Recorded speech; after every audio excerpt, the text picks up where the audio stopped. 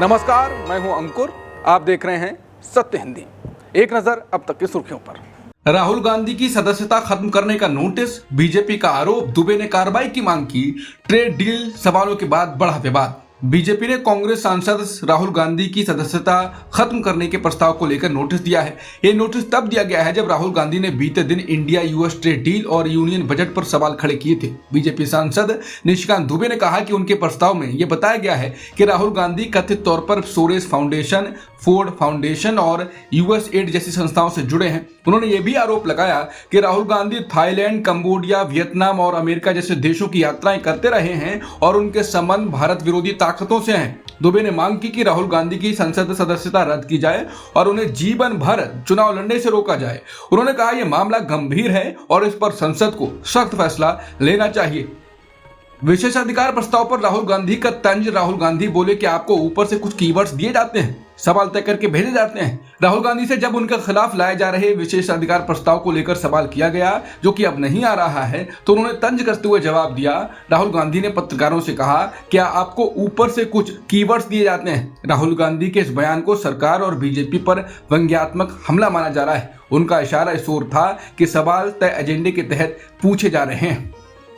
संसद भवन के मकर द्वार पर विपक्ष का प्रदर्शन, नरेंद्र सरेंडर प्लेकार्ड्स के साथ विपक्ष ने घेरा। किसानों के बंद में कांग्रेस ने दिखाई एकजुटता। खड़गे बोले, अब की बार ट्रंप सरकार वालों ने देश हित को चोट पहुंचाई है। आज संसद भवन के मकर द्वार पर कांग्रेस और विपक्षी सांसदों ने जोरदार प्रदर्शन किया। उन्होंने भारत अमेरिका ट्रेड डील की आलोचना की और कहा कि इसमें किसानों के खिलाफ धाराएं हैं। सांसदों ने प्लेकार्ड्स उठाए जिन पर नरेंद्र सरेंडर लिखा था, जिसमें पीएम मोदी की तस्वीर थी। कांग्रेस ने कहा कि नरेंद्र मोदी ने अमेरिका के साथ ट्रेड डील में जनता के हितों का समझौता कर दिया है। इतना ही नहीं, उन्होंने किसानों के साथ भी धोखा किया है, जिसके चलते किसानों ने आज भारत बंद का आह्वान किया है। कांग्रेस ने कहा कि नरेंद्र मोदी ने ट्रंप के आगे सरेंडर होकर देश के सम्मान से खिलवाड़ किया है, देश उन्हें माफ नहीं करेगा। कांग्रेस अध्यक्ष मल्लिकार्जुन खड़गे ने विपक्षी सांसदों के साथ विरोध प्रदर्शन में हिस्सा लिया और कहा कि आज देश के सभी ट्रेड यूनियन, किसान और मजदूर मोदी सरकार की ट्रेड डील, उनके लाए हुए लेबर लॉस और मनरेगा छीने जाने पर सड़कों पर हैं। करोड़ों मेहनतकश किसानों, मजदूरों और श्रमिकों का भविष्य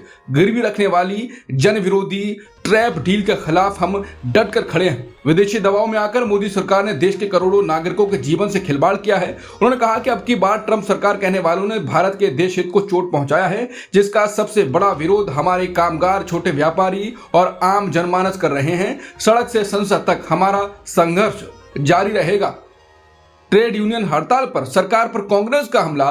वेणुगोपाल बोले, सरकार मजदूर किसान विरोधी है। कांग्रेस सांसद केसी वेणुगोपाल ने देश भर में चल रही ट्रेड यूनियन हड़ताल और भारत अमेरिका ट्रेड डील को लेकर मोदी सरकार पर तीखा हमला बोला। वेणुगोपाल ने कहा कि आज पूरे देश में ट्रेड यूनियन हड़ताल पर हैं, क्योंकि सरकार मजदूर विरोधी, किसान विरोधी और युवा विरोधी नीतियां चला रही है। उनका आरोप है कि भारत अमेरिका ट्रेड डील के तहत किसानों के हितों की बलि दी जाएगी। उन्होंने इसे किसानों के खिलाफ सरकार का सबसे बड़ा हथियार बताया। रिजिजू ने जारी किया स्पीकर के चैम्बर का वीडियो। दावा किया कि चैम्बर में कांग्रेस सांसदों ने की गाली गलौज। बोले, पीएम मोदी को भी धमकी दी।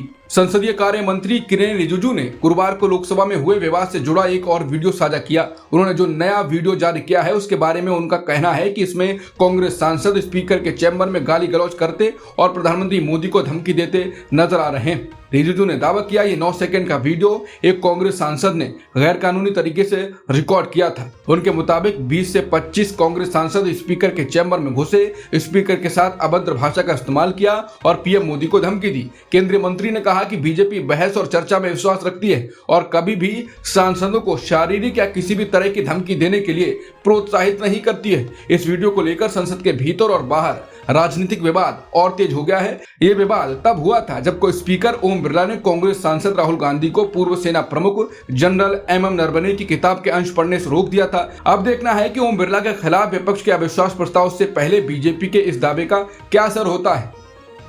आज भारत बंद, किसान संगठनों और ट्रेड यूनियनों ने बुलाई है हड़ताल। संयुक्त किसान मोर्चा और देश की 10 प्रमुख केंद्रीय ट्रेड यूनियनों ने भारत अमेरिका अंतरिम व्यापार समझौते, केंद्र सरकार की आर्थिक नीतियों और नए श्रम कानूनों के विरोध में 12 फरवरी यानी आज भारत बंद का आह्वान किया है। संगठनों का दावा है कि करीब 10 करोड़ मजदूर हड़ताल में भाग ले सकते हैं। बंद के समर्थन में कई बैंक यूनियनों के शामिल होने से देश भर में बैंकिंग सेवाओं पर असर पड़ने की आशंका है।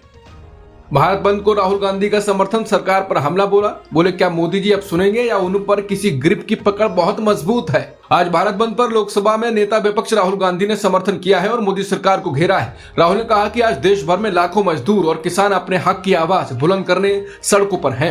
मजदूरों को डर है कि 4 श्रम संहिताएं उनके अधिकारों को कमजोर कर देंगी। किसानों को आशंका है कि व्यापार समझौता उनकी आजीविका पर चोट करेगा और मनरेगा को कमजोर या खत्म करने से गांव का आखिरी सहारा भी छिन सकता है। जब उनके भविष्य से जुड़े फैसले लिए गए, उनकी आवाज को नजरअंदाज किया गया। क्या मोदी जी अब सुनेंगे या उन पर किसी ग्रिप की पकड़ बहुत मजबूत है। मैं मजदूरों और किसानों के मुद्दों और उनके संघर्ष के साथ मजबूती से खड़ा हूं।